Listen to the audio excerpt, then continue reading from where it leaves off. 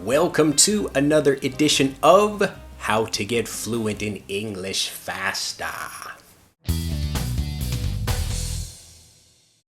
Alright, well, I am back. I know it's been a long time since you have seen my lovely face. It's been quite a while since the last episode of How to Get Fluent in English Faster. I've been incredibly busy with EnglishAnyone.com. We had to move the site to different servers. Lots of new things happening on the site, and we are working with getting Master English Conversation up and available for everyone again. We have a new podcast, new things that are coming to the website, and I've just been incredibly busy with all of that. So thank you for your support and your patience. If this is your first time watching one of our videos from EnglishAnyone.com, I am Drew Badger, English Speaking Confidence expert. I'm an author and the co-founder of EnglishAnyone.com. So welcome and welcome back for all of the people that they've been following for a long time. So as you can see, it has been a long time. If you watch the previous How to Get Fluent in English Faster episode, you can see my hair was much shorter back then. It's growing out. I don't really know what to do with it. My wife keeps telling me to cut my hair. Maybe I'll cut my hair, or you can give me some good advice. If you are a hairstylist or you know about hair, you can comment down below this video and you can tell me what you think I should do. But this video, unfortunately, is not about my haircut. It's about some ways that you can use technology in order to improve your English much, much faster. But first, I want to answer a question using technology in a way that I get kind of all the time, really, pretty much every other day. This is almost every day. I get the same question from students about how to meet other native speakers that they can practice with.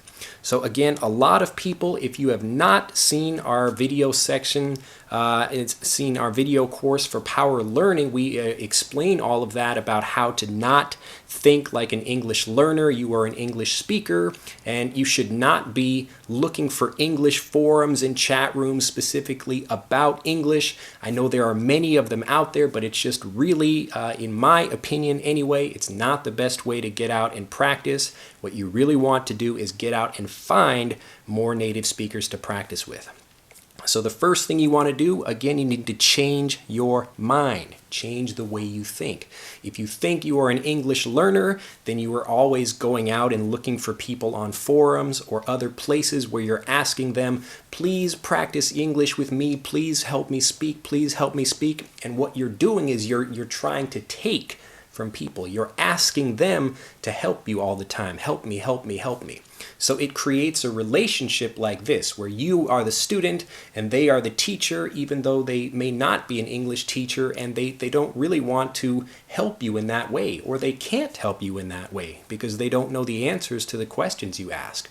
A lot of students actually know more grammar rules and the names of grammar rules than regular English speakers do. So when you ask them questions and they don't know, they feel kind of embarrassed about that, and they feel bad that they can't help you with your questions.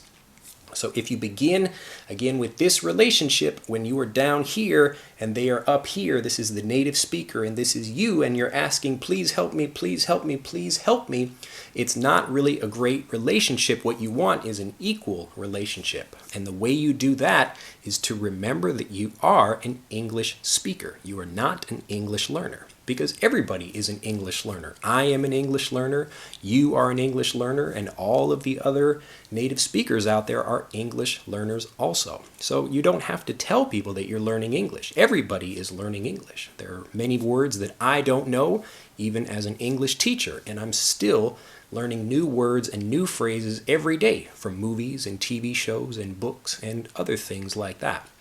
So today, I want to help you answer that question and give you an even better way to go out and meet more people using technology. The first thing I want to talk about is Google, and this isn't necessarily for how to meet more people to practice with, but it's really a way that you can use the instant power, the super speed of the internet in order to improve your English. One of the problems with learning by yourself, especially if you don't have a teacher sitting right next to you that you can speak with, is that you don't have instant feedback. This word feedback means that you can input something or say something and then you get a reply or a response immediately. So if, let's say, I am watching a movie in Japanese and I don't know what a word means, I have to pause the movie, get a dictionary like a real book or an electronic dictionary, and then I have to look that word up and hopefully I remember it, and then I can turn the movie back on. But maybe that took a few minutes for me to do. And when you lose that time, this is the time that it takes you to get fluent. If you can make that time much smaller and make it much faster, then you can improve your fluency and get really faster in English much faster. I know I'm saying faster a lot, but really the speed of this is so important. If you have a person like a teacher that is sitting with you all the time, then you can say something and you can get help from the teacher immediately. And this is really why if you live in a foreign country or you live in America or another country where you can practice your English, then you have a really great chance to ask questions of people all the time. Not everyone has that opportunity, but today with this tip, you will be able to get that instant feedback and get that means of improvement so you can start seeing more improvement much faster.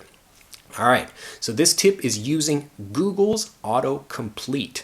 The word autocomplete is it just means to finish by itself. So remember auto, A-U-T-O, just like automobile, it just means to do something by itself, like automatic.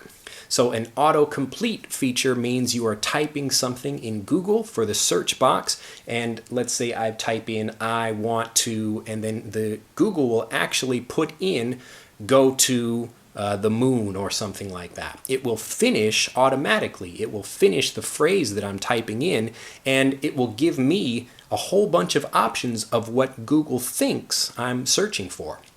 And the reason Google gives me these things is because other people are typing in the same keywords, the same phrase in Google, and now a lot more people are probably searching for the same thing, so maybe I want that information as well. Especially if I'm typing in something that's very trendy right now, like Harlem Shake or whatever. Like blah, blah, blah, blah, blah. I know you've probably seen those videos. Anyway, if I type in something like that, I can type in whatever I want to, and usually there will be something, even just a few letters I can type in, or just one letter or two letters, and it will start filling in other words as I type the phrase out. When Google was just getting started many years ago, even not that many years ago really, but kind of in internet time, it was quite a while ago.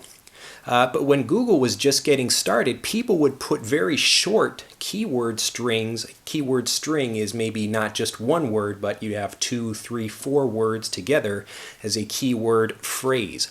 So when Google was just getting started, people would just type in shoes or something like that. So let's say you are looking on Google for finding shoes or even for learning English. You would type in learn English, and then Google would send you some options about websites you can go to for learning English. But now people are getting more detailed about what they're searching for. So you don't just look up learn English. Maybe you're looking for English classes or learn English in Sao Paulo, Brazil, or something like that. Whatever the place is, wherever you are looking for things, you can type that into Google now and it gets much longer. So the keywords are getting longer and longer and longer, and more people are able to find things faster because they type something into Google and it gives you all of this extra information. Now, the interesting thing you can do with this information is, let's say you want to practice some kind of grammar point or something like that. You can start typing in a sentence and Google will finish it for you. So you can practice your grammar that way, just by typing some things in. Go to Google right now. Make sure you go to an English Google like google.co.uk or in America, google.com. So whatever country you're in, make sure you go to an English Google so that you can get those good results that are all in English and you won't get any confusion from going to Google in a different country. So remember, go to English version of Google and then start typing in any phrases like that. It's a really great idea to do this, not only to get some really good grammar practice. You can, again, just type things like that, but you're also learning some culture, and you can also figure out, oh, here are some new and interesting things I had no idea was available.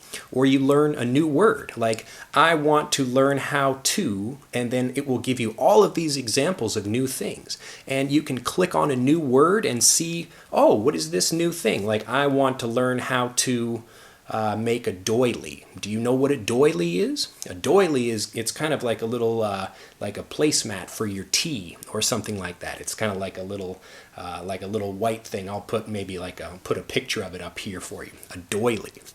But if you kind of follow these things, again, you're learning the culture, you're improving your grammar, and it's all instant. You go in there, type something in, and even if you don't know what you're searching for, you can find some really fantastic things to practice with. All right, so go out and use Google, and again, that will give you lots of great things to practice. But now I want to talk about another thing that you can use with internet technology for how to meet people incredibly quickly. In our Power Learning 7-day email video course, I talk a lot about how you, again, need to think like an English speaker as opposed to an English learner. And then go out and look for people, look online for groups and things like meetups so that you can actually start meeting real native English speakers to practice with. But I really want today, because I keep getting people asking me over and over again about how to do this, I want to make it incredibly simple, incredibly quick, and incredibly easy for you to go out and meet more people to practice with. I'm sorry, that's a train pulling in right now. I don't have perfect audio all the time, but hopefully you can deal with that. All right, so here it is. I want you to go to search.twitter.com. So this is how you can use Twitter. If you don't have a Twitter account, it's free. I recommend you get one.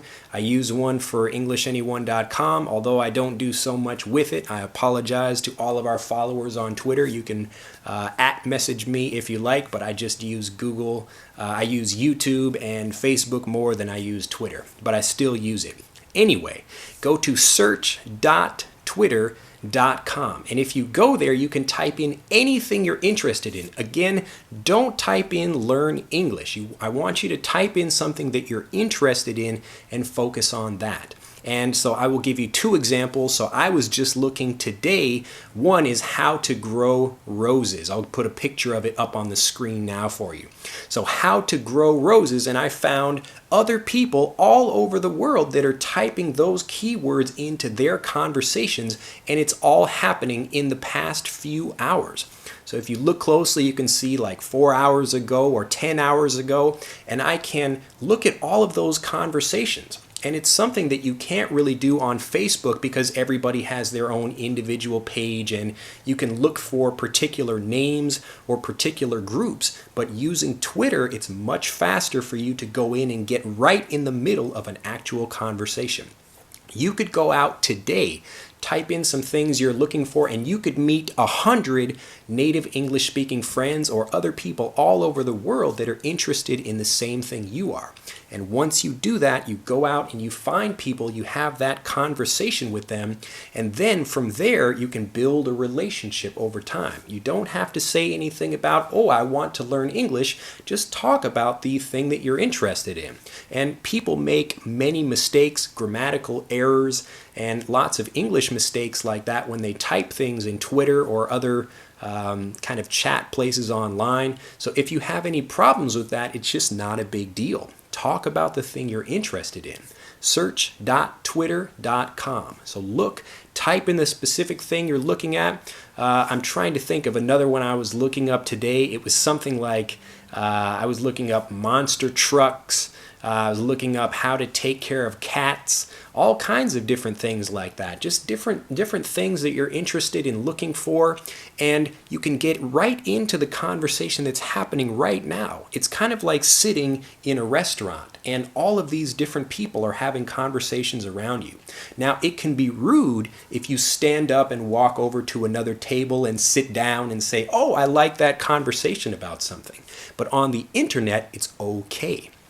So that's why, especially if you don't live in an English-speaking country, if you can use that information, you can take a conversation that's already happening and you can add to that. You can say, "Oh, I'm also interested in that," or "Where do you learn about that?" or just talk to them. And you can really begin a conversation instantly with people all over the world.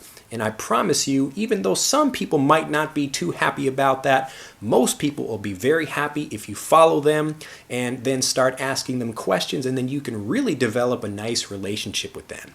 If it doesn't work out, you just unfollow them and it's not a big deal, but you can do that with so many people and the feedback is instant. You set up a Twitter account if you don't have one already. Look up things on search.twitter.com, and then you can find lots of fantastic ways that you can practice with people just by talking about what you're interested in. So forget the English, go out and use technology, use Google in order to practice, get that quick feedback and learn lots of new interesting cultural things and lots of new words, and go deep, start searching and clicking, going to different websites and really learning different things like that. And then use Twitter to meet lots more people and then have much more interesting conversations with people about that. So I hope you've enjoyed this lesson. This is the kind of thing that I talk about with our subscribers in Master English Conversation. Longer videos like this where we go deep, we have conversations, and we do a lot more in-depth about how to go out and meet native speakers and how to practice and how to train your mind so you become a much better speaker of English. If you'd like to become a confident, fluent speaker and really live the life of a native English speaker, I invite you to join learners all over the world on Master English Conversation. It's available now on EnglishAnyone.com, and we will see you on the inside. Have an excellent day, and I will see you next time. Bye-bye.